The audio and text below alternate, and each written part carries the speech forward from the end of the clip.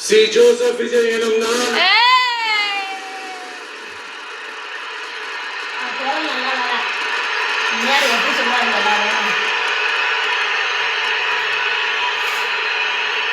சட்டப்படி அமைக்கப்பெற்ற இந்திய அரசியல் அமைப்பின்பால்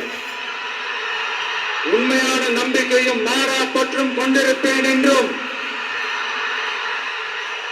இந்திய நாட்டின் ஒப்பில்லாத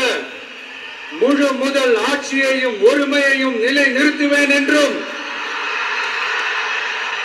தமிழ்நாட்டு அரசின் முதலமைச்சராக உண்மையாகவும் உளச்சான்றின்படியும் என் கடமைகளை நிறைவேற்றுவேன் என்றும் அரசியல் அமைப்பிற்கும் சட்டத்திற்கும் இணங்க அச்சமும் ஒருதலை சார்பும் இன்றி விருப்பு வெறுப்பை விலக்கி பலதரப்பட்ட மக்கள் அனைவருக்கும் நேர்மையானதை செய்ய